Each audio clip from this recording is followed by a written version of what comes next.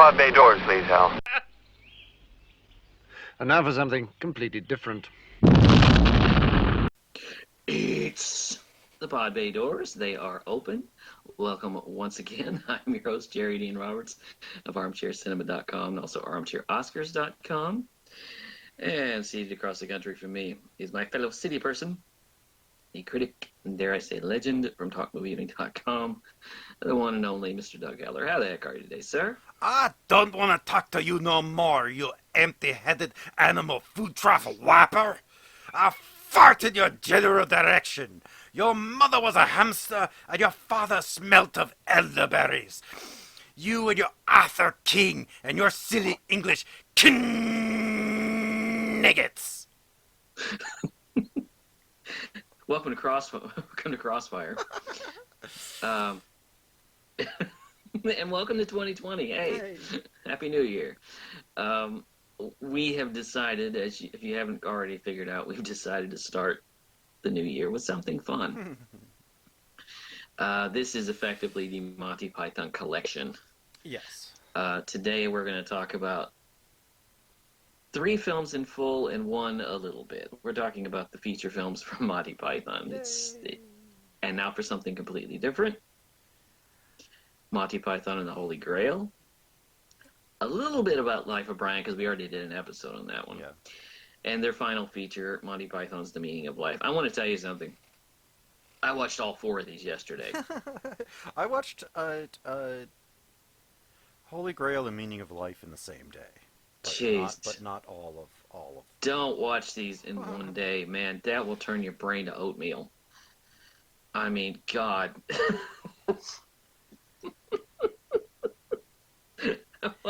It's a trip. It's these movies are so funny. Mm-hmm. It doesn't make any sense how funny they are. Like I had, when I was in high school is when I discovered Monty Python for myself. Mm-hmm. I was so far into it when we were I was in the high school band, and my friends and I would print these out. Early days of the internet, we would print out the sketches, and we would do them on the bus to away games and to competitions and entertain the whole bus. Mm-hmm. We'd sing the songs, we'd do the sketches. I had a T-shirt that on the front of it was the Monty Python logo up on the right, kind of where the breast pocket would be. Mm-hmm. On the back of it was a parrot with all of the euphemisms of death that John Cleese uses in the sketch to describe the bird. So he's not pining, he's passed on. This parrot is no more. He has ceased to be. He's expired and gone to meet his maker. He's a stiff. Bereft of life, he rests in peace. If you hadn't nailed him to the perch, he'd be pushing up the daisies. His metabolic processes are now history. He's off the twig, kicked the bucket. He's shuffled off his mortal coil and joined the bleeding choir in Visibule. This is an ex-parrot!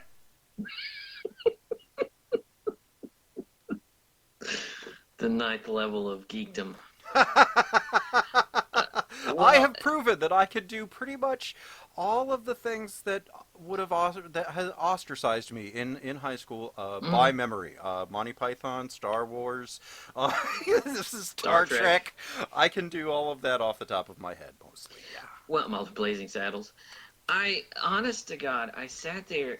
That's I what you gotta be remember careful on. the first time that I saw this.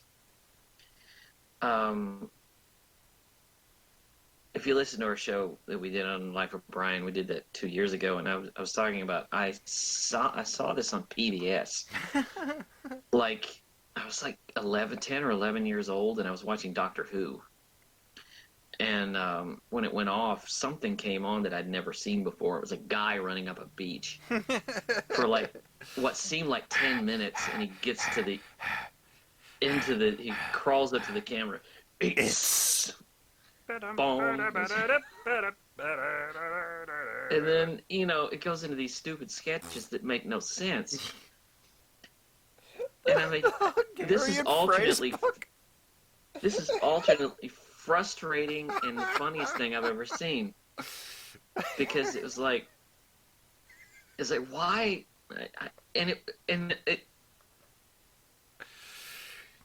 it was the episode that included the spam sketch, which makes no sense, but it makes no sense, but it's funny in delivery. We've got spam, eggs and spam. I think what got me was, can I have eggs, bacon without spam? She goes, yeah. You want eggs, bacon, spam, eggs and bacon and spam without the spam? But I mean, it was like, it became this sort of private thing. Yeah. Every Saturday night I'd go to PBS and there it was. And it was like, it was like everybody else is watching like Three's Company, Different Right. Strokes, Yeah. and stuff like that. This was the thing that I watched. This was the thing. And then you would find somebody else who liked it or had even heard of it. I found something one night on PBS. This has never happened to me since. And this was probably somewhere in the 90s. I remember one night on PBS, they were playing Terry Gilliam animation for 3 hours. Oh my god. It was nothing but a long series of his animated bits that rolled one into the other. And it was That like, sounds like insanity incarnate. I sat and I watched it, and I was like, I watched a little bit of it because it's 3 hours. Yeah. And I'm flipping around the channel. I keep flipping back. I'm like, they're still going. Yeah. 3 hours of his animation. His animation for Monty Python, I have to admit, when I was younger, I would fast forward. Yeah. I didn't sit through those. Yeah. As I got older, I started to really pay attention to them and realize that they were indeed part of the show, and Mhm. they were as batshit crazy as everything else I was watching, and funny. Well, but- the whole conceit of Flying Circus is essentially it was about television. Mhm. And they were trying to get rid of all the conventions. You know, like Laugh-In, have an announcer that goes from one sketch to the other and get Mhm. rid of all of that. So it seems more like a stream of consciousness. and now then- for something completely different. Right, right. And the things like that, and it would move from one thing to the other. And it was innovative. How It was- not to be seen? Well, the thing is, they were a hit in England, and they were trying to move to America. And the way they tried to move to America was by coming up with this compilation film Right, called which was "And Now for Something Completely Different." a compilation film filled mostly with sketches from the unaired at that time second season. But they were redone Yeah, for film. yeah, they went back and they reshot the stuff that was later going to be on television Right. that had Right. not debuted yet. Refilmed all of it, cut it together, and made this movie. So there are multiple versions of these sketches that exist in various other places. Well, the beauty of this film is that it flows. Yeah. One sketch flows into the next.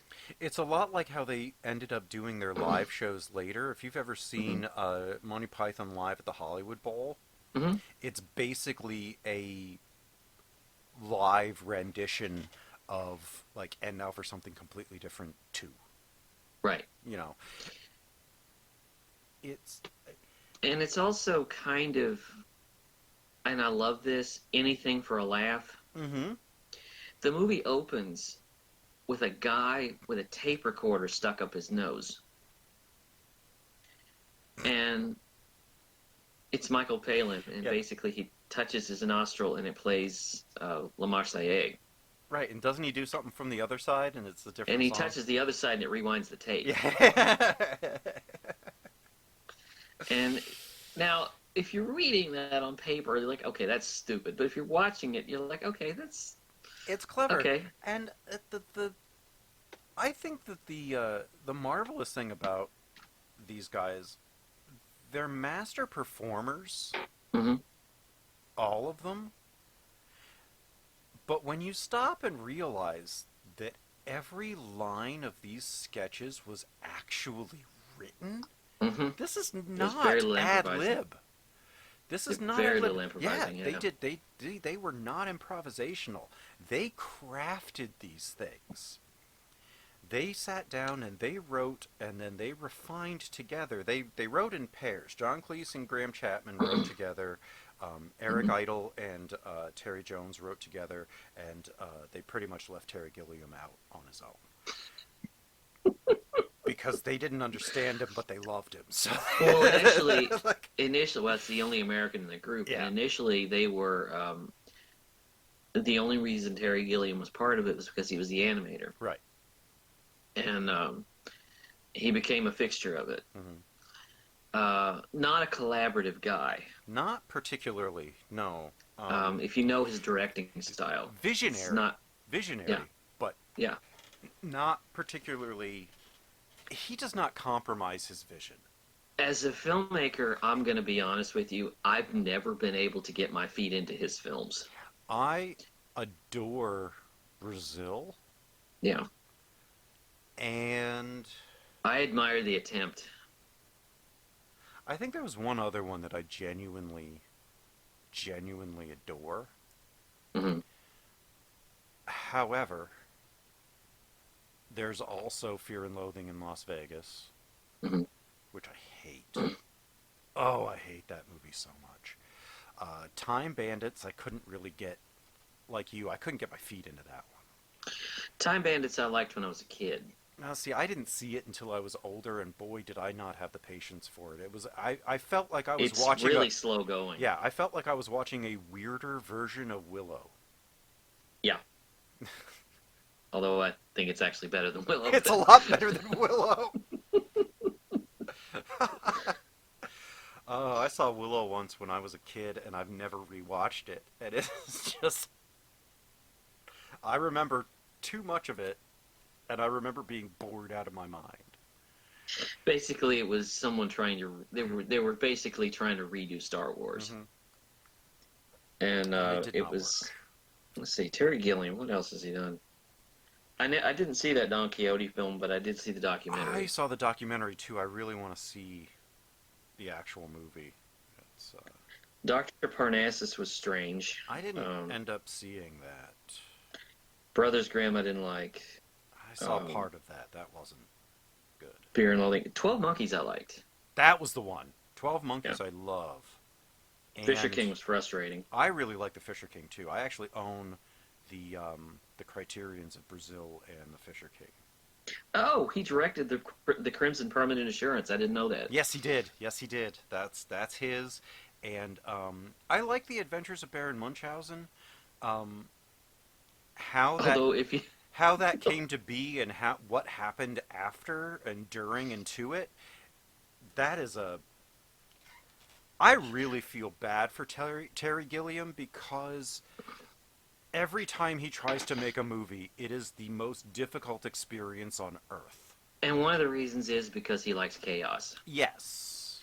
And Eric Idle was talking about doing Baron Munchausen. He said it's the most frustrating thing because he liked to create chaos, and it's like he would have us like fly up to the set and be there, and they're not going to be filming for 2 weeks.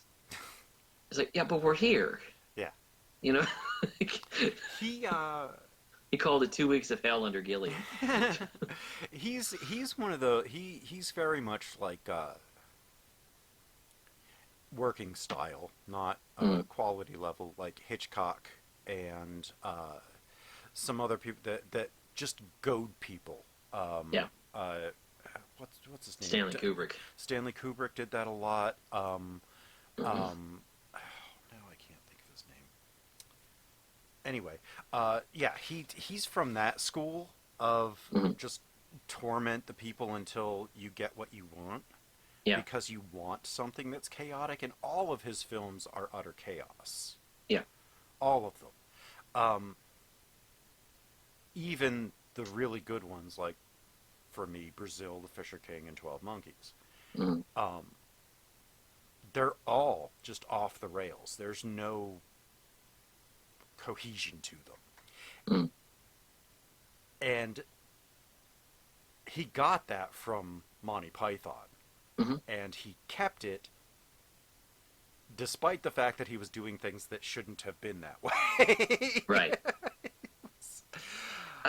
Here's the funny thing. I've heard, and I didn't really realize this until recently, until I kind of started doing some research, that Monty Python has been qualified as being to comedy what the Beatles were to music. Yeah, I can see that. They were absurdists in the same sense that the Marx Brothers were absurdists. Absolutely. But, like you said, everything they did was scripted. Mm-hmm. And this was not made by stupid people. I mean... No. Oxford and Cambridge graduates, I think... Right. Wasn't Gilliam a Rhodes Scholar? Yeah. That's how he was over there in the first place? Mm-hmm. You don't get to be a Rhodes Scholar if you're just sitting around with your thumb up your ass. They're all brilliant people. Well, in their first feature, anybody who ever wants to get involved and wants to get introduced to Monty Python, and now for something completely different, is a good appetizer. It's beautiful.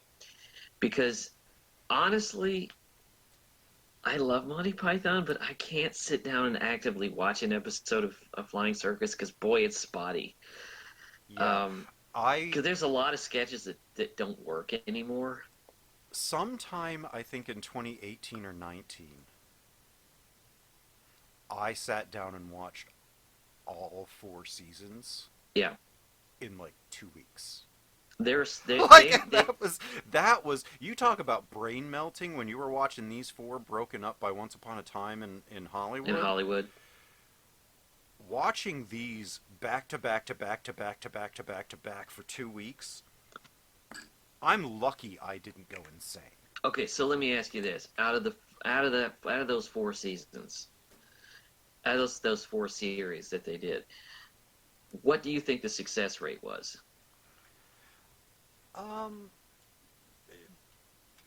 Better than average, but not much higher than that. Because you'll go through long stretches where there's just sketches that are just they're trying stuff. Some of it doesn't. I admire when they were really trying to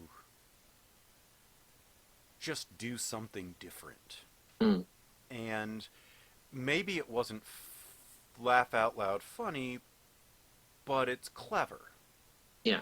And it's entertaining without being all that wonderful.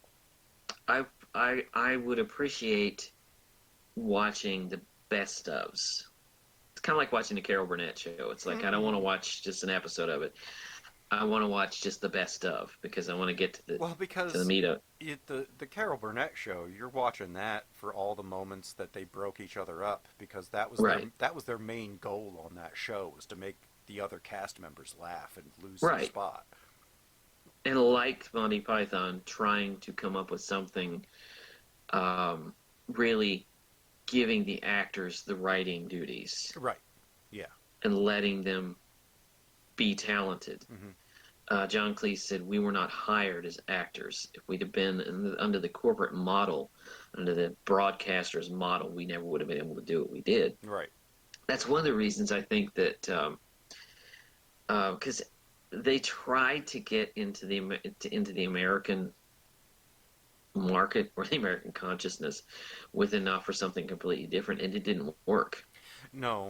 People ended up just stumbling upon it like you did on PBS when it got brought. Well, and now for something completely different, I stumble on in the video store. Mm. I stumbled on Flying Circus on television. That's what I mean. You get introduced to them usually by just kind of happenstance. And you have to understand what you're looking at. Because my mold of comedy at the time was situation comedy. Right. Okay. It was Sanford and Son. It was Andy Griffith's show. It was MASH. It was something which MASH is absurdist in that way, that satirical way. But this was something completely different. See, I came to Monty Python post Seinfeld. Mm. but also, um, I think I was shown Holy Grail. Yeah. At a friend's house. Mm. And from there, it was a very steep descent into loving. I'm going to say, and now for something completely different, was there's about a 90% success rate. Yeah, I'd say so. Because it's a bunch of sketches. I mean, I love Hell's Grannies. Hell's great. Upper class twit of the year. Yeah, the world's deadliest joke. Yeah. And, go ahead. Because the whole show, the best of the show, was satirizing television, which at the time was news shows, documentaries, game shows, things like that, and that's what they're satirizing. And then they do something like, the cheese shop isn't on here, but the Matching Kind Handkerchief. I have that album. Yeah, me too. I actually have all 4 or 5 The of cheese them. shop is great because a guy walks in and he wants to buy some cheese, and they don't have any. The proprietor keeps naming off all these cheeses, and the proprietor doesn't have it. There's a bouzouki player behind him. Just shut that bloody bouzouki off! And the bouzouki, as the sketch goes on, he keeps naming all these cheeses. And it's getting louder and louder. Keeps getting louder and louder. He says, so in fact, you do not have any cheese at all. No. Well, I'm afraid I'm going to have to shoot you.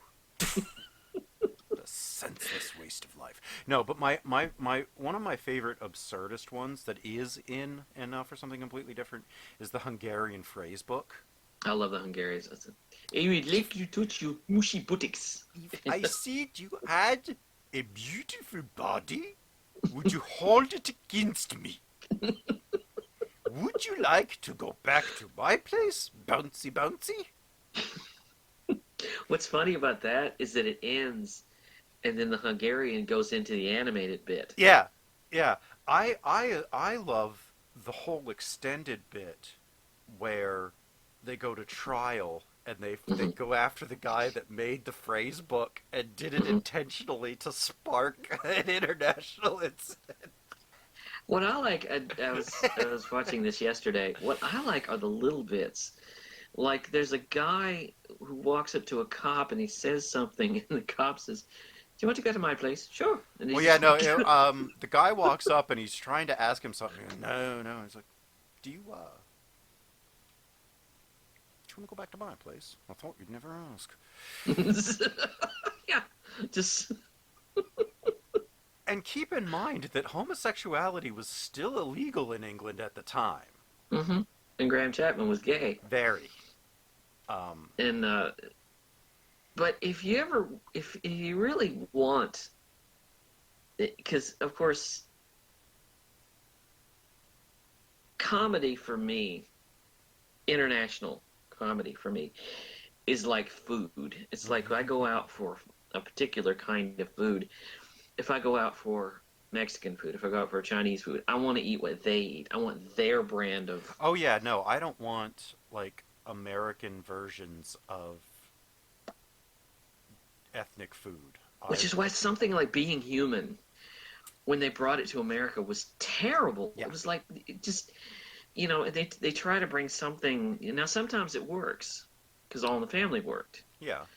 Sanford and Son worked. Things like that. But other times, you try to bring over a croissant and you get a croissandwich. Right. Right. You try to bring over Mexican food and you get a Mexi Melt. Yeah. And you get a Taco Bell chalupa. It's like, that's not... No. Because the image in my brain from And Now for Something Completely Different is Graham Chapman dressed as a Bobby, standing in front of a sign, and painted on it is "Make Tea, Not War." What's more British than that? Yeah. Right. Stop that. Silly. Nobody likes a joke more than I do. Well, perhaps maybe my wife. No friends. Come to think of it, most people like a good laugh better than I do. Right, next sketch. Stop being so silly. I think that I actually think this movie got discovered after Holy Grail, Absolutely. Yeah. but it is really I'd say that's about a 90% success rate. It's so funny. Um, it's so funny. It's a good, like I say, it's a good appetizer. Right. Because my favorite is Hell's Grannies.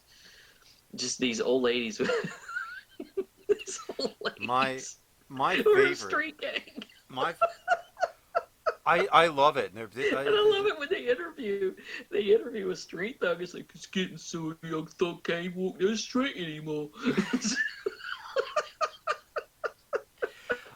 uh I, Oh, and then the baby snatchers. oh yeah. It's grown men dressed like babies who Yeah. kidnap adults. Yeah. Yeah. And the dead parrot sketch that then immediately blends into the lumberjack song, which is one of the greatest things. Oh, Nigel, I thought you were so rugged. I'm a lumberjack and I'm okay. I sleep all night and I work all day. I cut down trees, I wear high heels, suspenders, and a bra. I wish I'd been a girly, just like my dear papa. You know what's funny about that is when they cut to the chorus, and as he starts to go into the cross-dressing thing, They're look all more confused. They're like, he cuts down trees, he wears high heels, suspenders, and a bra? Wants to be a girly? What a poofter! You hear all these things coming, this cacophony of confusion coming from the chorus. They just leave. They just give up. And he sees nothing wrong. He's still standing there jauntily holding the suspenders. Yeah. And then he does the chorus one more time, and then they all come back to do the chorus.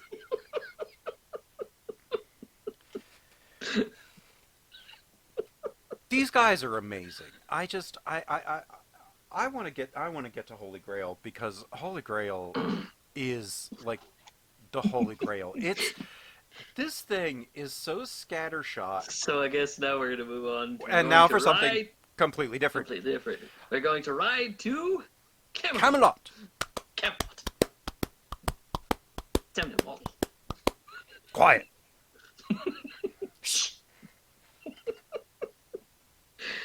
Boy, if you want the ninth level of nerdgasm, boy, this is it. Look, we could God just almighty. sit here and between the two of us probably go through all of the Probably movie. quote the entire damn movie because I've seen this I don't know how many times. I can't. I think that the only movie I have seen more times than this is the original Star Wars trilogy. Yeah. Like, I've seen this as many times as I've seen Blazing Saddles. This is just any movie that opens up, it says 932 A.D. It was about 9 a.m. Mhm. And you see a man holding his arms like he's riding a horse, galloping up and down, not on a horse, followed by a person with coconuts. Yeah, the page. Yeah. That was doing done. an old radio sound effect. That was done, by the way, out of necessity because they couldn't afford the horses. So they just made it a joke. And then, like, it starts off. I am Arthur, King of the Britons. Where is your lord? You're who? King of the Britons. Are you using coconuts? Are you using coconuts? Yes. You're just banging them together. Where'd you get the coconut? We found it. How? A swallow may fly south in winter to seek warmer climes. Cannot are you saying that coconuts migrate? Not at all. They could be carried. They could be carried. A swallow? Yeah, I could grip it by the husk. It's not a question of where he grips it. It's a question of weight ratios. I'm looking you dead in the eyes when I'm doing this. And I'm going to tell you something. When I first saw this movie, I saw this as a teenager. I hated it. And most people and I found that a lot of people who came to this movie the first time hated it because it was like, this is the stupidest thing I've ever seen in my life. And then you And find out that it's the stupidest, most brilliant thing you've ever seen in your life. well, and it's strange. It's like uh, it's that postmodernist humor. That idea that the idea. Then this is what Monty Python did. This postmodernist humor where they break down and they question conventions that people previously were afraid to question. Right. Or they just kind of they take what you're expecting and turn it just enough. They don't turn it on its head. Mhm. They turn it just enough to make it a little weird. Mhm. Like, what Well, the legend. is your name? What So, is your quest? what? What Favorite color? is your favorite color? Blue. But see, What the fun, is the the funny speed thing velocity is, of an unladen swallow? Well, African or European? Well, I don't know that. Ah! yeah. See, the thing is, overturning your expectations is what this movie is all about, Mhm. because our idea of Arthur and the Knights of the Round Table is Oh. that they were perfect. Noble and virtuous, and what we And see this movie, here is and this not movie's about, that. and this movie's about shitting all over that. Yeah, Because the funny thing is, the idea that Arthur was so revered and so beloved but nobody knew who he was. and nobody knows who he is, and there are these factions of people out in the wilds of England who have no idea who he is. That they even And have then a king. he demands that they know who he is violently. You can't expect to wield supreme authoritative power, executive authority, just because some moisten bint threw a sword at you.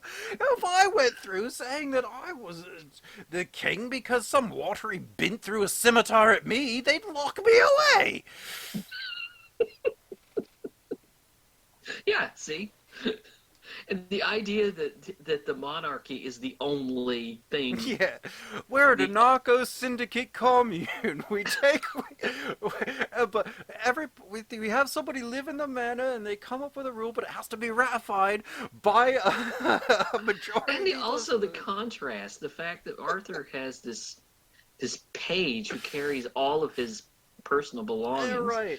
And here are two people that are basically stacking shit. Yes, they are. They're if not shit, then decidedly just mud. She calls it filth. Yeah, filth. But And there's- I love going through the town. Oh, he must be a king. Why? Doesn't got shit all over him. and the idea of, the Black Plague, it's like wanting to get rid Bring of the out father-in-law. your dead. Bring Yeah, out you your know. dead. Oh, he's not dead yet. Oh, he will be in a minute. Just hang around. I'm not dead. I feel happy. I feel happy. Oh! Thanks very much. Yeah, no problem. I'm going to go round and robbing since they've lost 9 today. Look. But again, it's like, This movie is. the absurdity of a guy who goes around to collect dead bodies.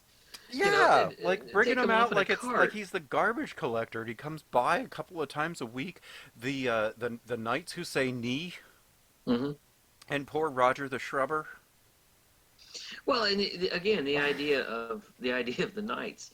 He keeps picking up these knights, and the fact that he gets to Camelot, and you expect this giant brash musical number, and it turns out to be this ridiculous, This weird little cabaret number. yeah, cabaret number, and it's like, nah, On second thought, let's not go to Camelot. It is a silly place. and the fact that he points out that it's a model, To Camelot. It's only a model. Shh. because if you've ever seen the trailer, that it falls over. Yeah. No, second thought, let's not go to Camelot. It's a silly place. And it's But the idea, I love the idea of these knights who were breaking down conventions.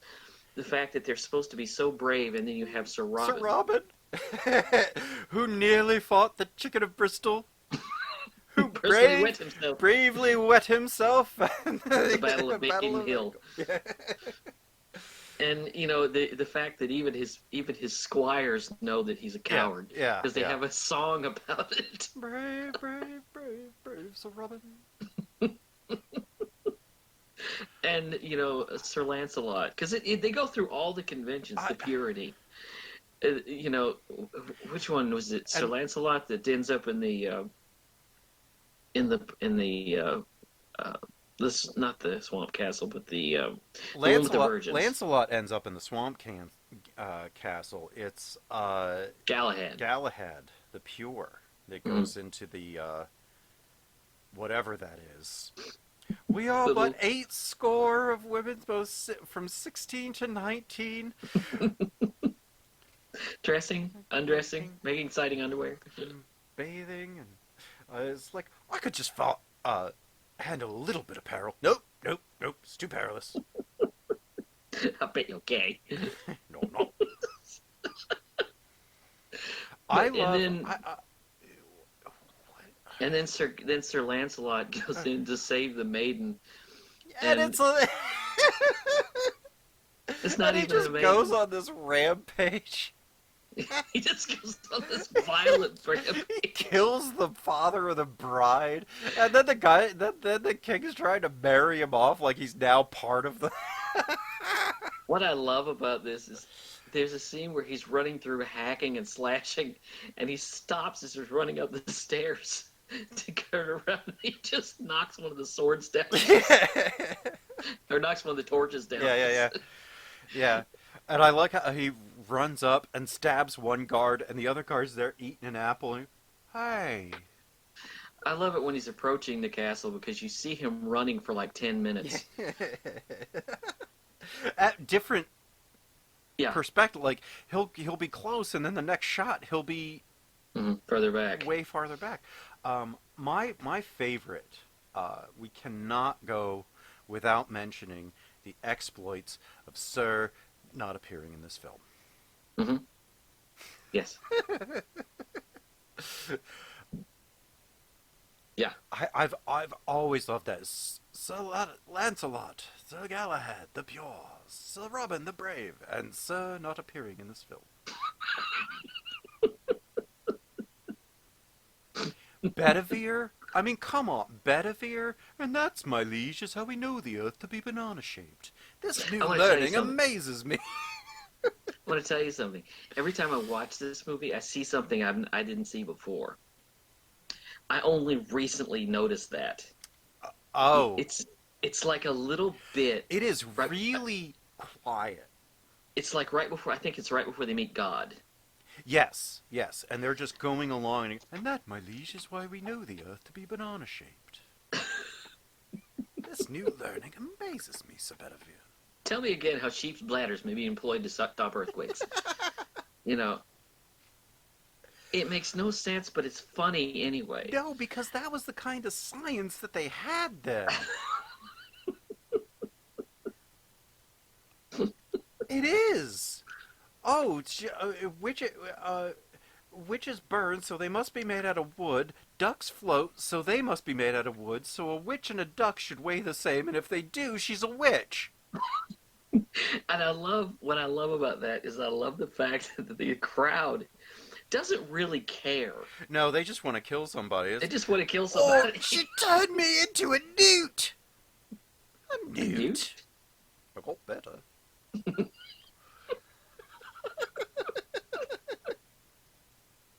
I got better.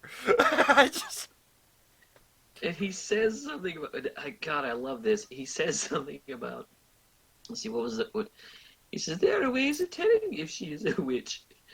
And Michael Palin's in the front. He goes, what are they? Do they hurt?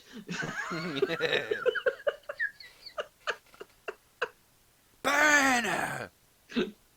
Just all these conventions of the time.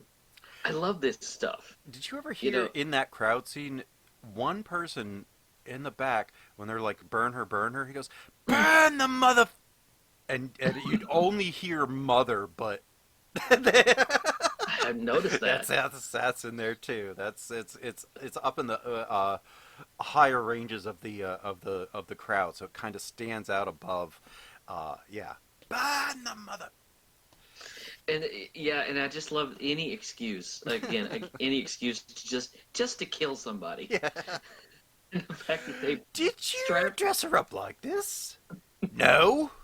a bit, Oh, but a bit. We did do the nose. She has got a mole, though. She has got a wart. She has got a wart. I just look. Everything that we think of the time, just witches burning and Yeah, I mean, and this is, I mean, I wish there was a King Arthur movie that was as good as this but serious. Well, you can Like, tell I that wish- these guys love television. They loved radio, and they loved old movies, And they love history. and they love history, and it's all in here. Oh yeah, yeah. The idea that, This is terrifyingly historically accurate to a point. and the idea that they're being led by God, but they're essentially going nowhere. Yeah, yeah. It's Basically, he just comes up and he says, "Hey, go look for the Holy Grail. I'm not going to tell you where it is. Yeah. It might be in England." Those miserable psalms, they're so depressing. Have you ever noticed that God looks like Rip Taylor? Yeah. I'm averting my eyes, oh Lord. Stop it! But it's, and like I say, essentially, because the movie doesn't really have an ending. No, because they just, I love how they end it, and for a long time I hated the ending. Yeah. Regardless of how I felt about the whole rest of it. I didn't like the end because it just felt, but I just didn't, it didn't grab me, and then I started thinking about it, I'm like, there is no other way for this to end than just people coming in and shutting it down. Well, they set it up because somebody kills the historian. Yeah, I think And it's that's where it Lancelot. snowballs. I think it's Lancelot because Lancelot kills everybody. Yeah. And he kills the historian, and then the wife and the cops are on their trail, and they finally catch up with him. I adore how they get to Grail Castle. Mm-hmm. The French are there. Yeah. They're gonna go attack it. They go back across. And these guys show up out of nowhere. There's Bedivere and there's Arthur, and then all of a sudden they have an army of what appears to be hundreds, but was actually tens. About ready to run up, and they get stopped by the police. Have you ever noticed in the first French taunting section, Lancelot actually goes up and hits the castle with his sword? No, I didn't notice that. He runs up, and they're like, run away, run away. He continues up, slashes at the castle with his sword, and then turns around and runs away. I hadn't noticed that. What I love is when they come up with a Trojan rabbit and they send it in. So what's going to happen is, Well, the fact that they throw all of they throw all the livestock at them, which actually they used to do. Yeah, faites la vache. Quoi? Faites la vache. Which they actually used to do that, and then they throw the Trojan rabbit. I love. What is it? Un cadeau. Quoi? A gift. Oh, un cadeau. Cadeau is French for gift. It's like they don't understand French, or yeah. I told them we already got one. I told them we already got one. But it's interesting. It's very nice. Can I see it? No. By the way, if you notice, it's the castle of Guy de Lombard. Mm-hmm. It's Guy Lombardo. Guy Lombardo. Yeah. Yeah. And but again, the ending was just done out of necessity because they couldn't figure out how to end it. Yeah, they didn't know how to end it, and My friend Jim always says, I would have loved Braveheart more if it ended like this. Right? He was about to be Everybody's about to go up, and they just, right, stop that. They start arresting the guy that plays Robert the Bruce and everything. Yes. Yeah. Hamish and all that. Yeah. Well, again, this is the movie that everybody sees, and just breaking down those conventions of, all of the movies that we've seen about Arthurian legend and what we expect. It is a massive deconstruction of everything that you would expect, and you get nothing. The Black Knight. Mm-hmm. Oh, running away, eh? Oh, couldn't take it. Come back here, I'll bite your kneecaps off. You bastard! I've cut your arm off. No, you didn't. Yes, I have. It's only a flesh wound. Have at thee. That is the funniest scene. That is the best scene in the whole movie. And the bloodiest. Look, you silly bastard, you've got no arms left. Well, I guess we should move from one holy quest to another, because I'm going to tell you something. Life of Brian is not only my favorite of these movies, it's one of my favorite comedies ever. Yeah, I'll back that up. I'll second that. And I don't know if this was intentional, but I was watching it last night and I noticed the opening sequence of this thing, or the credit sequence of this thing, it goes on for 3-4 minutes. Yeah. And it makes you think that you're going to watch a movie that's 3 hours long, and it's only 90 minutes. Yeah. The that song is just, and had one off the wrist, and he liked to meet girls and go out and get pissed. A teenager called Brian. But this is the one that is actually a film. Yes.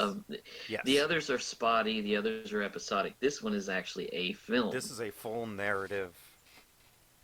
God, this is just a hell of a picture. Really. Both of their narrative features, this one and Holy Grail, they put Graham Chapman in the front. Because he was the best actor they had. He was the best actor. In the face of anything else, he can keep a straight face. Yeah. And it's interesting the way that this is the most controversial film that they made. But strangely enough, it's not about Jesus. Oh, nothing even close to that. Like we said when we did the episode, the whole thing came about because somebody asked Eric Idle at the premiere of Holy Grail, "What's your next movie?" And he says, "Jesus Christ, the Lust for Money." Lust for glory. And they were like, okay, well, let's try that. And then they were like, Jesus isn't funny. So they didn't make a movie about Jesus. So they didn't make a movie about Jesus. They made a movie about somebody who is perceived as Jesus. And it's just so interesting. It's interesting the way that they skew your expectations in all of these films. I didn't mention this in Holy Grail, but there's a story that John Cleese tells about the premiere of Holy Grail. They did a premiere in Paris, and there was a fire in the lobby. And the fire department came in the exit doors at the front of the theater and were dragging hoses up the aisles. And they set off the fire alarm, and people didn't move because they thought it was part of the movie. Because they didn't know what to expect from. Yeah, oh, wow. they thought it was part of the movie. They didn't know there was actually a fire going on behind them. That's kind of I've never heard that story. Mm-hmm. Yeah, that's hilarious. I think it's in the commentary on the DVD. But John Cleese has the best stories. Yes, I have not yet, but I'm going to get the audiobook of his autobiography because he reads it, just so that I can spend like 15 hours listening to John Cleese talk. Just talk. Yeah. Yeah. I like I was telling you, he told a story. I was listening to an interview the other day, and he was telling a story about, for whatever reason, Graham Chapman was invited to a symposium on nuclear disarmament, and there were going to be very important people there. There were going to be members of Parliament, chair people from Parliament there, and just important dignitaries from around the world. They invited Graham Chapman, and he showed up to give a speech dressed as a carrot. I mean, but then again, what did you expect? Right, yeah. I mean, you invite Graham Chapman, you gotta, I mean, I'll grant. Now, Graham Chapman was a hopeless alcoholic. Yeah. He drank himself to death not long after Meaning of Life. Yeah. I think it was only a year or two later. Oh, he died in 1989. Oh, he did? Oh, yeah. But even still, didn't take long. Yeah. Right on the eve of their 20th anniversary. Mm-hmm. And but the Life of Brian, I'm surprised it again puncturing the pomposity of the religious epic. He's not the Messiah. He's a very naughty boy. Well, the idea of somebody following someone that you think is sent by God to save humanity. I'm not the Messiah. Yes, you are, Lord. I should know. I've followed a few. And having the masses get it wrong. Yeah. They're following the wrong guy. Uh-huh. And it's and I think most of these guys are atheists too. So. I think so. Yeah. See, that's where I in a lot of ways. Look, religion's a beautiful thing, but the pomposity with which most people take this gets ridiculous. Yeah. And the idea that they continually keep getting it wrong, and they keep getting the wrong guy. That's how the movie opens. Yeah. Because the wise men show up, and they go in the stable, and there's this ratty woman there who's played by Terry Jones, and they give and she keeps questioning everything they're doing. They give him their blessing, or they get a blessing, and then they run out and they realize they're in the wrong stable. Yeah, they went to Brian's stable instead of Jesus's. And they go to Jesus' stable, and you see the Holy Family, and they've got these giant glowing halos. Right. And then Brian starts to cry, "Shut up!" Setting a precedent for the rest of his life. Yes. Shut up. This whole Monty, the Life of Brian is just magnificent. I can't. And I have to mention something. I heard an interview with Eric Idle. He is constantly asked about Stan Loretta. There's a bit in this film I love where, it. Oh. Was it the People's Front of Judea? Yeah. And he says, "I want to fight for my right to have babies." He's like, yeah, I don't want to be called Stan anymore. I want to be called Loretta. Why do you want to be Loretta? I want to be a woman. Why? I want to have babies. You can't have babies. Stop oppressing me. I'm not oppressing you. You can't have babies. Where's the fetus gonna gestate? You gonna keep it in a box? But then they turn it around to, okay, we're going to fight for your right to want to have babies. And the fact that you can't is no one's fault, not even the Romans. Yes. And Eric Idle said, "I didn't know how prescient this was going to be. Yeah. I had no idea." He said, he said, "We were joking around." Mm-hmm. He said, "I had no idea this sexual identity thing was going to become a thing." And it is probably the most forward-thinking approach to transgenderism in film. Right. for a very long time. And what John Cleese says about it in the film is a commentary on how a lot of people view this. Yeah. He says it's a battle against his view on reality. It's a battle for my right. Battle against reality. I love Holy Grail. This is my favorite of the Life of yeah, mine too. But let's Yeah. go. Life of Brian. Let's go. Oh, meaning of life. Oh, and, God help me. And talk about the meaning of life. I'm going to tell you something. This is the one that I've seen the least. Yeah, I've got this one memorized too. I'm going to tell you, I saw this when I was a teenager, and I haven't seen it I think I haven't seen it since I was a teenager. Wow. And I watched it again last night. This is how I ended my day. I'm with it. And it's an hour and 45 minutes. Mm-hmm. I think I'm with it solidly for about the first 45 minutes. And then somewhere along the way, I think it's about the point where the guy is volunteering to donate his liver. Huh, yeah. I think it's about that point that the movie starts to lose me. Okay. Because after that, I'm not laughing as much.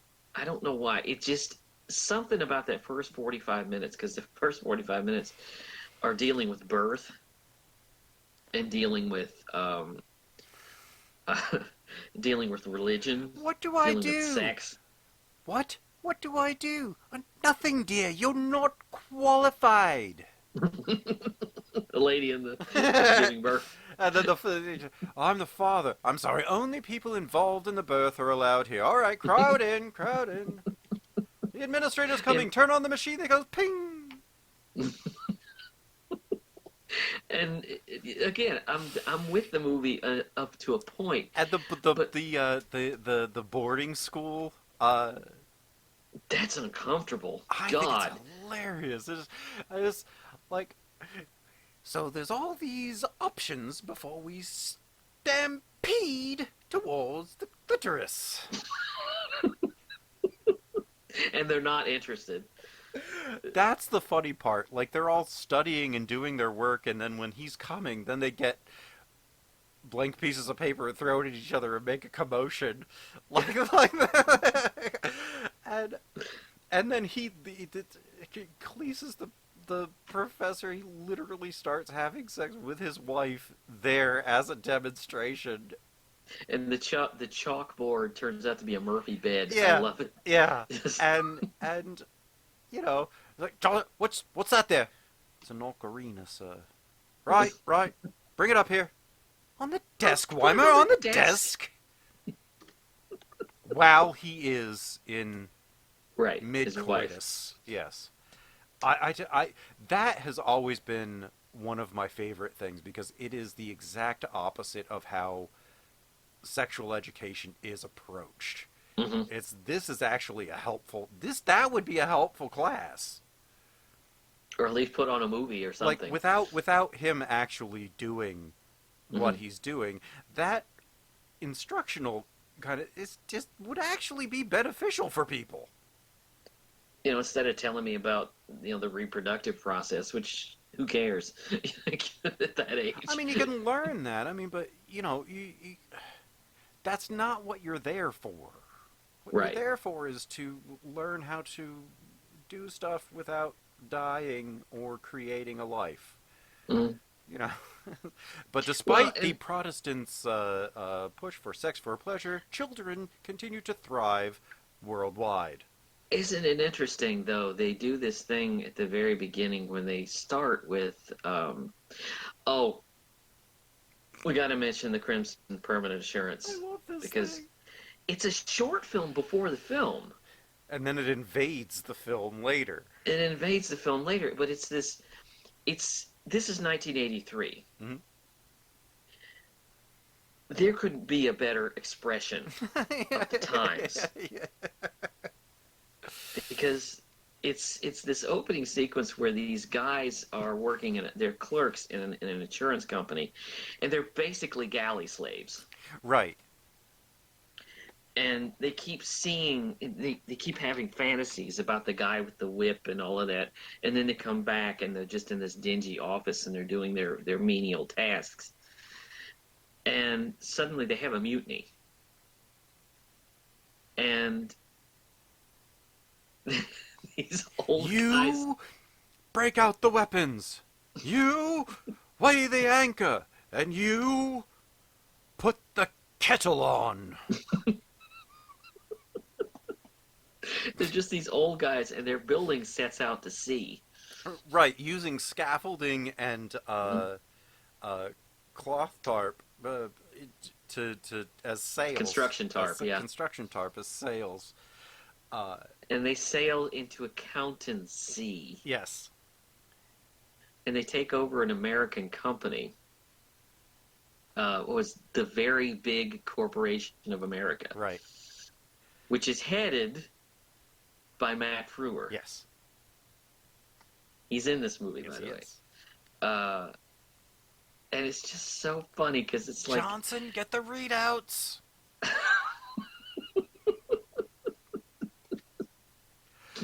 How they put the like the invoice poker on a stamp and make a dagger.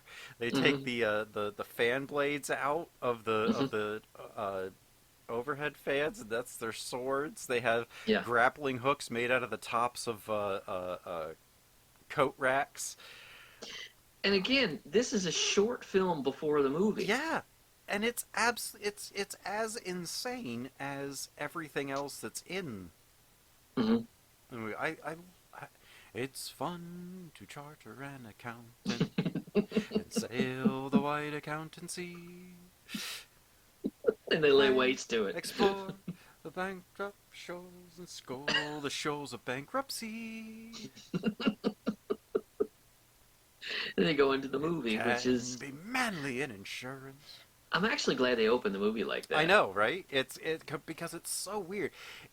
When they released an anniversary edition of the Holy Grail, there was a weird black and white, like they put on the wrong movie at the beginning. I Want to Marry a Dentist. Something like that, yeah. Or like a milkman or something like that, and you get like through the credits and almost to start, and then they're like, this is the wrong movie, and then it's like the real you hear switch. The projectionist. Yeah. It's Terry Gilliam, it's Terry Jones. You hear the projectionist, and he changes it, and then it's Holy Grail. It's so weird. They do this thing in Holy Grail where they go in about the middle of the film. The intermission. There's one of the Zoot Castle. She turns to the camera and she says, "This is not a very well written script, is it?" And then you go through. Did you like this scene? It's not very well written. We did try our best with it, though. And then you go back to Dennis. At least all scenes were committed, not just a string of pussy jokes. Yeah.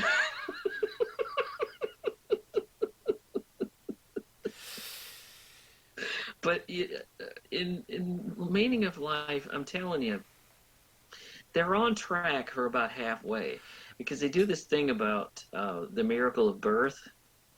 The third world. And Yorkshire. then they do this thing about birth in the third world. It's Yorkshire. And this guy comes home and he tells his family that he has to send all of his children to medical experimentation, and they have like 60 children. Now, here's the funny part. They go across the street they show you across the street to this Protestant couple. And he's talking about, I can have sex anytime I want and not have a baby because I don't have to worry about putting one of those rubber things on. Because I can walk in to Harry's and say, "Harry, I would like you to sell me a condom. In fact, today I'll take a French tickler because I am a Protestant and proud of it." The funny thing about that is if you're listening to him and you watch out the window, the kids keep coming out. They do, yeah. It's like they just, for 6 minutes, their children just walking out this door. because they had like 900 kids. Terry Jones is playing the wife. It's just this baby just drops out while she's washing the dishes. Oh, get that for me, would you, Deirdre? Then she goes through the names and it's your bedtime. This, that, and this. And there's all these kids in the room, and it's just like, I have something to tell the old family. Go, Gordon, go and get the others. Jesus Christ. There's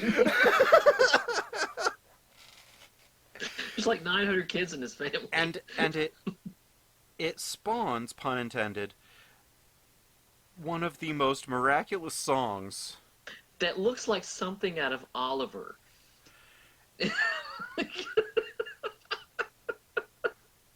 It's this giant production number. There are Jews in the world, there are Buddhists. Oh Lord, he's gonna sing it. There are Hindus and Mormons, and then there are those that follow Mohammed, but I've never been one of them. I'm a Roman Catholic, and have been since before I was born. And the one thing they say about Catholics is they'll take you as soon as you're warm. Because every sperm is sacred, every sperm is great, if a sperm gets wasted, God gets quite irate. And then they go out in the streets, and there's This this huge giant, musical production. like I said, like something out of Oliver. Yeah. You know, and I mean, it looks like Busby Berkeley rose from the dead to do this thing. I mean, it's insane. It is insane. And, you know, one of the possibilities for the quote that I was going to do was from the first Zulu War section of this. Oh God, I love that. Well, you know, Because isn't it interesting? They go from birth to sex to war. yeah. And, you know, it's like, I must have killed 20 of those buggers. At home, they put me away. Yeah, they give me a fucking medal for it, sir.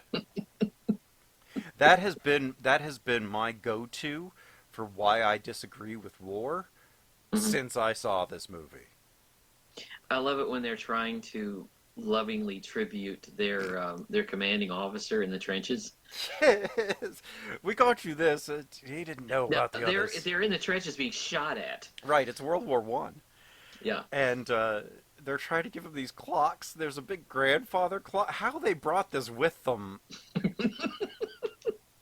And the cake, I love how he's like, oh, he was out there freezing at night, trying to get the butter to melt and all of this. I'm like, how fucking long did it take to mix a cake?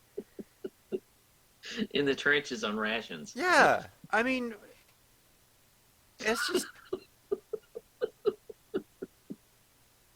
it's, you know, say what you will about this, and I agree, it is scattershot. But when a sketch is right, it is right.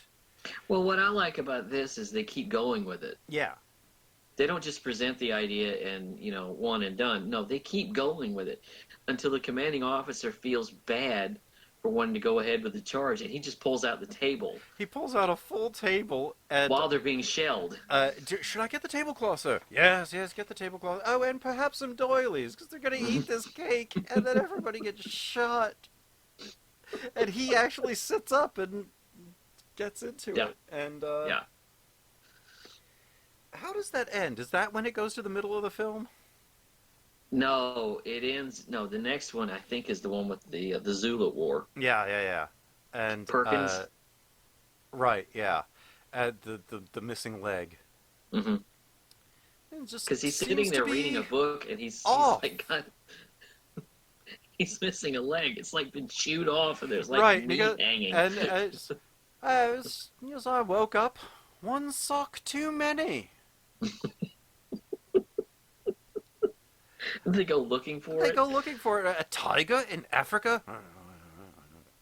and they find it, and it's this big, and it's two guys in a costume. And it's like, what are you doing there? We're definitely not spying. No, no, no, we're not doing that. It's for a commercial for Tiger Brand coffee. Tiger Brand coffee is a real treat. Even tigers prefer it to real meat.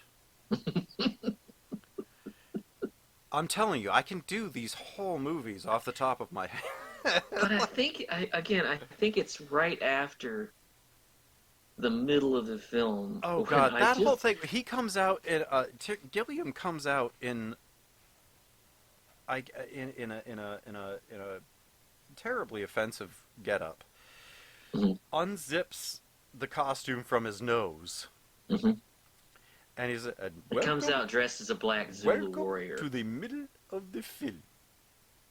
It's like, And- welcome to the middle of the film where we're going to play Find the Fish. That is, we show you a clip from another movie, and you try to find the fish. This is the weirdest thing that I have ever seen in my entire life. Mhm. Every time. I have yet to see something weirder I don't than even Find get the it. Fish. Well, it's nonsense. I Yeah. wonder where that fish is gone. And it went What do we- wherever Mr. I did go. You It's did just- so it's- love that fish, and it went wherever I did go. It's funny because it doesn't make any damn sense at all. You're like sitting there like, what is this? And Yeah. for me, initially I was stunned. Like the first time I saw it, I'm like, what is this? Yeah. And every That's time a- I watch it, I'm kind of like, what is this? But at the same time, it's like, it's funny because it doesn't make any kind of coherent sense. And again, it goes again. That's kind of where the movie starts to lose its legs Mhm. because after that, it's like I'm not as engaged with the film because after that, they get into that weird scene where they're. It's funny in concept, but in execution is not as funny. But they go to this man's house to collect on his organ donor card. Right. And it's like, well, he can't actually. He does have to be dead. It's like no one we've ever taken their liver from has lived through it yet, right, Eric? Yeah.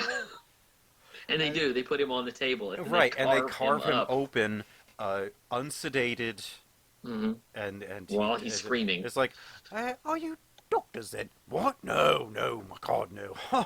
Ask if we were doctors. No, we're just doing our jobs. What I love is you see it from his point of view. Yeah. And while he's doing the operation, while he's carving him open, the guy's screaming. He pulls out the liver. You can see the guy's hands. He's trying to get it back. They're like, we've come for your liver. Well, I'm using it right now. But then the other guy starts hitting on the wife, and there's this bizarre sequence where I love He the song. I love the song. he opens the refrigerator, and out comes Eric Idle dressed in a pink suit. And he sings the Galaxy song. Which Eric Idle says he's been getting shit about for 30 years. From scientists. He's like, look, I wrote the damn thing in 1982. I was being funny. Right. But he takes her on this tour of the galaxy basically to let her know that her problems are insignificant. Right. She is completely insignificant. It is like, can we have your liver then? All right. Right. Talk me into it. And then they bring him back. He goes back in the fridge and then finish the sketch. My favorite part in the back half of the movie is when Death goes to the dinner party. Well, we'll get there first. But first, we got to talk about Mr. Creosote because this. Oh well, yes. I have never been able to wrap my brain around this one. I adore this thing. Dear God, This is the part that everybody knows. Yeah, this is the one everybody remembers, like it or not. It's impossible to forget. It's an intensely obese man Mhm. who comes in. Morbidly obese. Mm. I would submit that he's probably already dead. Hmm. Um, and he starts throwing up As soon as he as sits soon as he down. sits down, and causing other people to have a problem. And he gets everything on the menu Hmm. swirled up in a bucket. This is Right. a high-end French restaurant. Hmm. And he eats until he can't eat anymore. Hmm.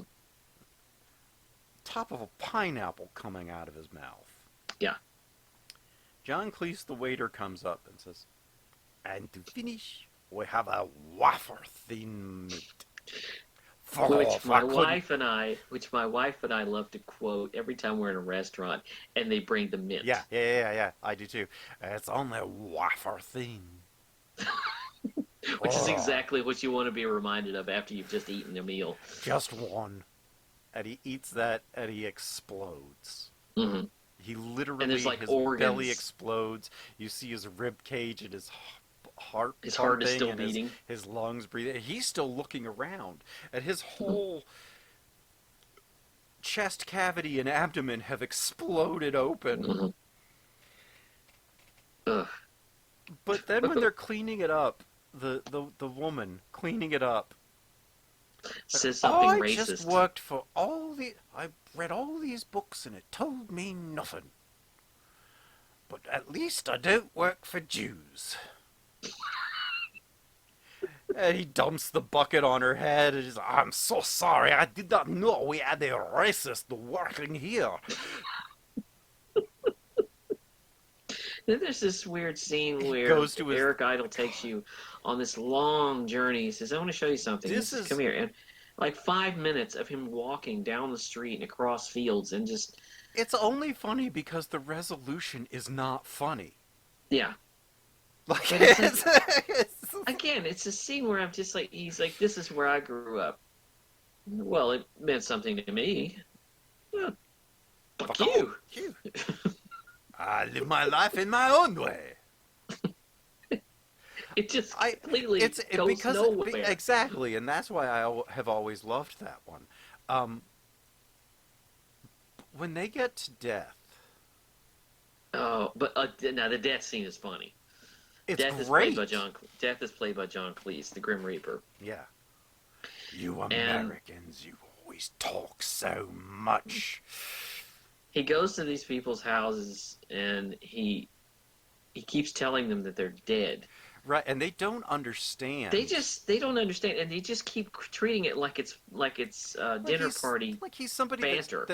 that like wandered into the house and that they're letting into their dinner party, and like, well, let me tell you something. Oh, you Americans never got any balls. So how did we die? It was the salmon mousse. You didn't use canned salmon, did you, dear? I'm most dreadfully embarrassed. He's usually so reliable. And I love how they're getting together, they're going up, and the one, and she's like, "I didn't eat Him the to have the mousse." salmon mousse.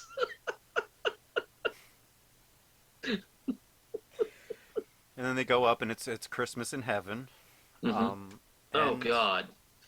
Isn't that the weirdest? That is just a Graham bizarre. Graham Chapman basically plays Tony Bennett. Yeah, it's such a bizarre little Oh, song. and what about the guy who wants to choose his own mode of I love that, execution? and he's chased. He's sentenced because he made a sexist joke in mixed company, Mhm. and he's been sentenced to die, and he gets to choose. It's and a he's, roller derby team. right, Gets to chasing choose his- after topless, chasing after him. Yeah. Breast bouncing but they're chasing him until he falls off a cliff. And goes right into the grave. Love that. Love that.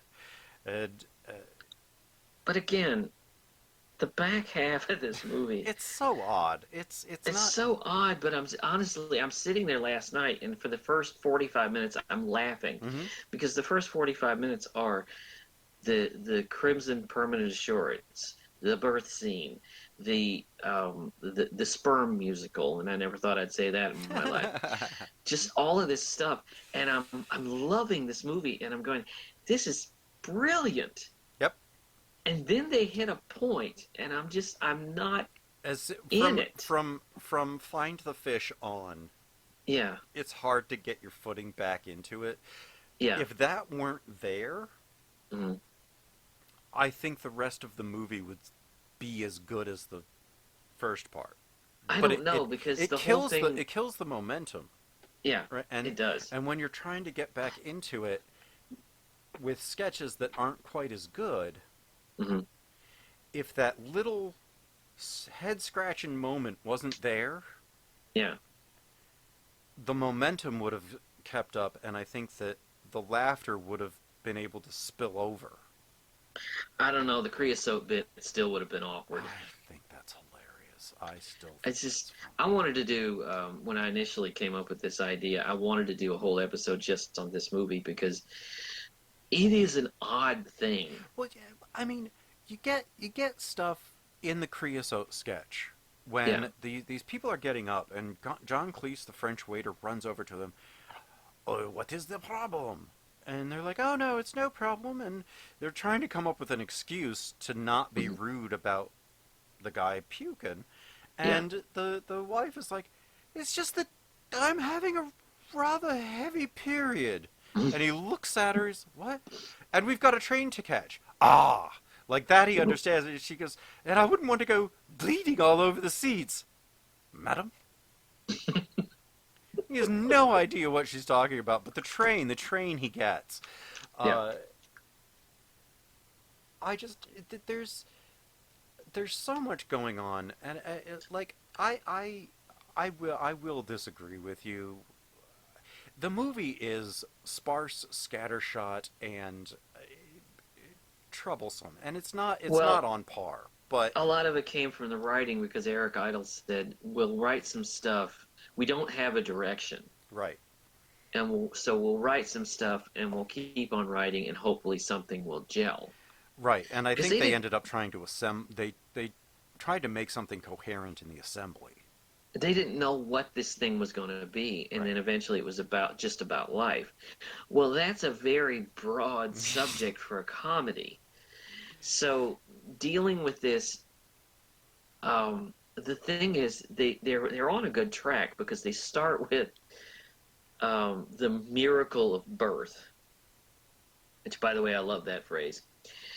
The Yeah. miracle of birth, which when you factor into it, semen and juices and sex and all of that, and then you go into the actual process of giving birth, there's really no miracle to it. No. But it's funny because they go into the middle class version of birth, Right, all right, and frighten it. and then The rough towels. and then the poor version of birth. Yeah. the, Yeah. the economics, and then they go into sex, war. They're on a good track there, Yeah. but then that fish bit comes up. And it just derails everything.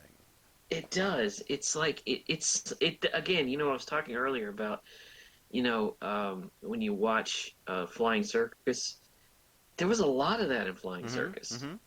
These bits that made no sense, and so that's why you stick with the best of. Yeah.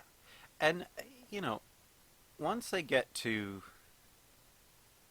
the dinner party, the whole stuff up in heaven with that weird... I love the dinner. Now I do love the dinner party. The dinner party's magnificent. It's a little long, but it's very good. Right. It's And just while he's singing It's Christmas in Heaven, and these women are wearing dressed as Santa Claus. plastic boobs. Yeah. Exposed breasts, but Mhm. plastic. Dancing, it's Christmas, hip, hip, hip, hip, hip, hooray. Yeah. And I just, and then it ends with Michael Palin in drag, Hmm. as one would expect Monty Python to end. Of course. About, oh, it's just the normal stuff. Be good to other people and do this, and Yeah, he tells you what the meaning of life is, right. and he opens an envelope. And it's just trying to get people off their fucking asses and back in the sodding cinema. And then that's it. And then that's the end of the movie. And really, with the exception of some tours, the end of Monty Python. Right. Um, Yeah. They did one or two live tours before Graham Chapman died, and then that was it. Well, and the funny thing is, and this meaning of life has a lot in common with And Now for Something Completely Different. Yes. In that it is a series of sketches, one that flows into the other. But meaning of life is what Monty Python looks like with a large budget. Yeah. Yeah. Because if Holy Grail and Now for Something Completely Different were done with no money at all, Mm-hmm. this is what it looks like when they had money. Right. And it's unfocused. It is very unfocused. It's not because of the money. No. It's because they didn't really have a direction. Right. They didn't know what they were doing, and Cleese was kind of down on the whole idea because he didn't like sketch movies. Yeah. And even though they do, he notes that there are some really good moments in the film, a lot of good sketches, but he wishes that it had been a linear story. Sketch movies are scattershot. Yeah. Groove Tube, Kentucky Fried Movie, anything like that. Take the money and run. Yeah, take the money and run. They're very scattershot, and sometimes you get a laugh and sometimes you don't. Mm-hmm. And it's about half and half. It's like Saturday Night Live. It's about half and half sometimes. It's like you get a good laugh and then you get three sketches that don't work. The biting satire is great, and the kind of light mocking is not. And the front part of this movie is all biting satire. Right. And except for the dinner party scene, the back half of it is mild impression and impersonation to get kind of a laugh. It's this abstract stuff. When it goes abstract is when it goes wrong. Yeah. The front half is Mel Brooks's early career up through like the mid 70s, and the back half of it is history of the world. Meaning of life is what history of the world should have been. Right. Yeah. Instead of just a long episode of your show of shows. Yeah. But this one, like I say, when it's on track, it works. Yeah. When it becomes abstract is when it doesn't work. Of course, and they say you can't criticize comedy, but I guess we've done it. Well, I mean, if it's not funny. I mean, it's... Or if it is funny, I mean... The funny thing is, it's watchable even when you're not laughing. Yes. It's actually a well-made film. It's not a well-put-together film, but it's a well-made film. Terry Jones did make a great-looking, well-directed movie. The scripts and the script and the editing and the kind of the composition of it. I wouldn't want to do without it. Yeah, right. I wouldn't want to do without it. It's a very strange film. I think Life of Brian was their best because it was their best put together film because they had an idea. It was the best overall film. It was an actual film. This I wouldn't want to do without any. I wouldn't want to do without any one of these. No. Even as negative as I talk about meaning of life. It's like when I was watching it last night, I know that people have mixed feelings about it. Well, I had forgotten most of it. I had forgotten because I hadn't seen it in 20, 25 years. And I sat down, and when people quote this, they quote the best parts of it, obviously. So when I sat down to watch it, and I'm watching the first 30 minutes of it, I'm like, this is brilliant. This is really brilliant. The rugby match... Yeah. Oh my God, it's hilarious. Yeah, it is. And that leads right into war. The schoolmaster is going up against these 12-year-olds and just annihilating them. Yeah. is really funny. It is. And but I'm watching it for the first 30 minutes, and I'm like, this is, I don't know where the mixed reaction comes from. This is really funny. And then it gets that fish sketch, and I'm like, okay, now I get it. Yep. Yeah. Yeah, it's Because even John definitely, Cleese was like, it's. yeah, it's worth your time, and there is so much of it that is really good that it kind of balances out what's not. Mhm. Um, like you were saying, like every fifth joke lands, but when it lands, it has you laughing over the next three that didn't work. Right. So Right. you only get one that didn't work, and then you get the funny one again. So Right. it's you know, it's a shame that they didn't try to do something else after this. I think this was enough. Well, Um, Graham Chapman was too far gone. yeah. He barely made it through this. And I'm glad they didn't try to move on without him. Yeah. Out of respect for a fellow artist. Yeah. They didn't try, and I'm so glad they didn't, because I think they were just about done. Yeah. They, At this point. I think that they had exhausted everything that they could do within the brand of Monty Python. Hmm. That's why Gilliam was branching out into, Jabberwocky in Brazil, and, Michael Palin and John Cleese were doing a lot of different acting jobs. Mm. John Cleese was in A Fish Called Wanda, Yeah. which he co-wrote, I believe. Yeah.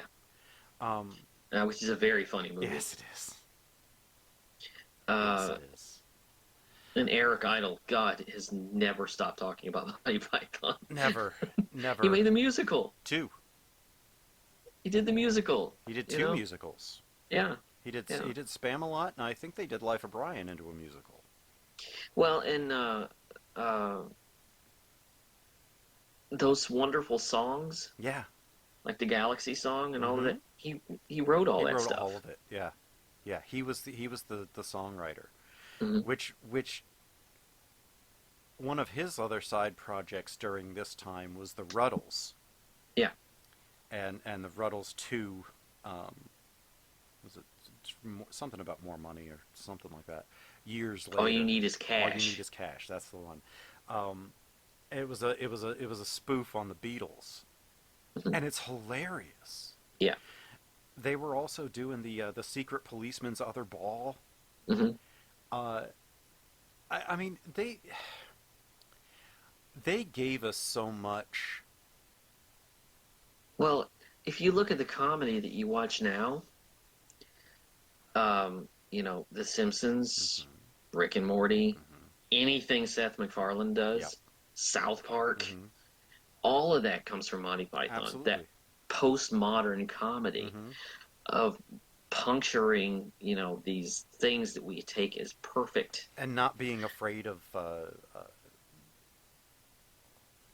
any kind of social things that they don't care Right. about getting in trouble for Right. doing things that are not typically seen on good British television.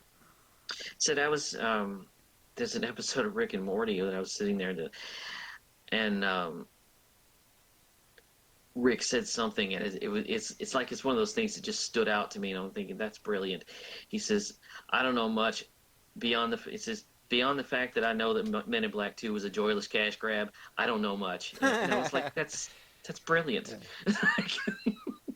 Poking at something in the real world Yeah. that we all know is true, but you've never seen a TV show like acknowledge that. Right. And things like that. This.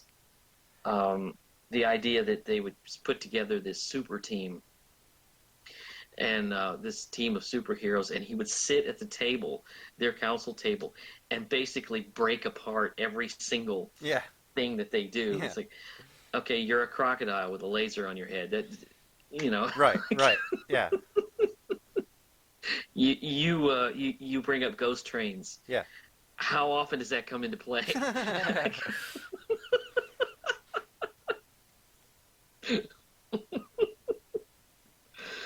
All right, that's all I got. Yep. What do we have coming up? Next week, a movie I've never seen. Yep.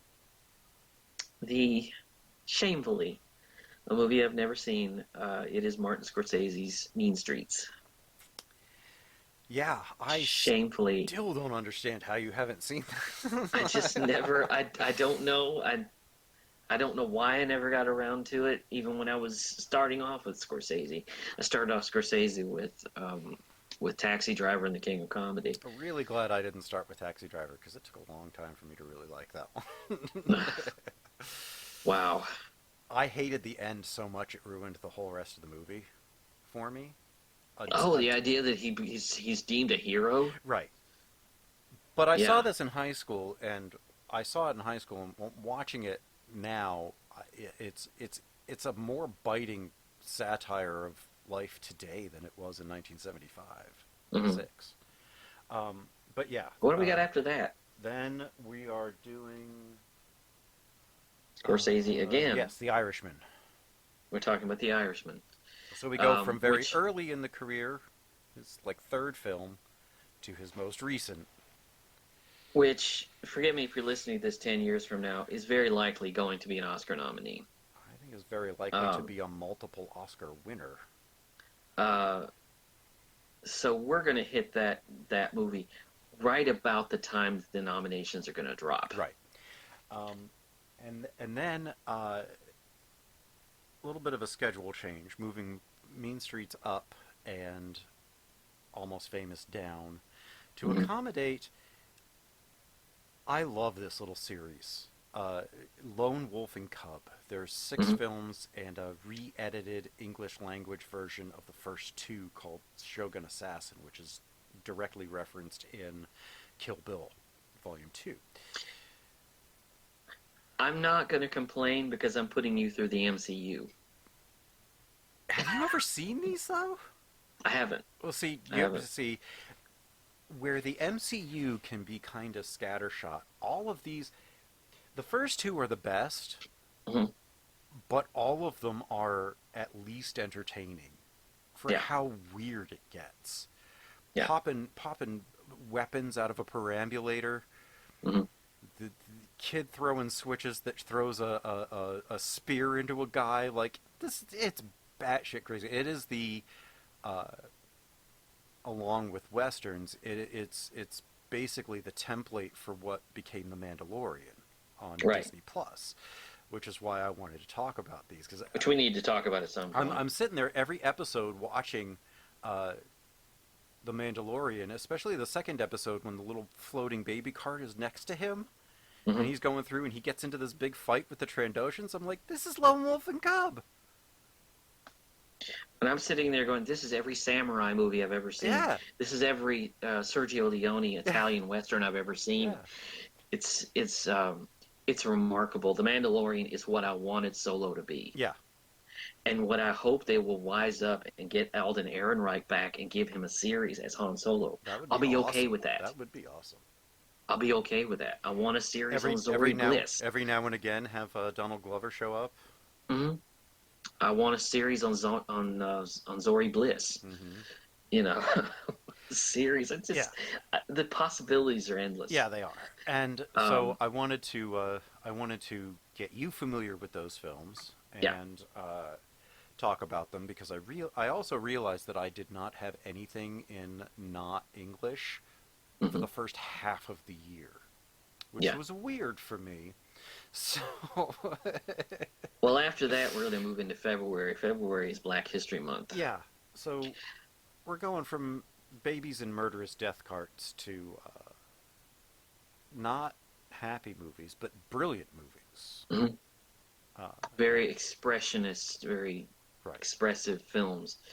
You have chosen for Black History Month. You've chosen Daughters of the Dust Mm-hmm. and Malcolm X. Yes. I have chosen. There's not going to be. There's not a laugh anywhere near Nope. these movies. I have chosen Tim Reed's wonderful Once Upon a Time When We Were Colored and Moonlight. Yes. Best Picture winner. Yeah. Moonlight. Moonlight.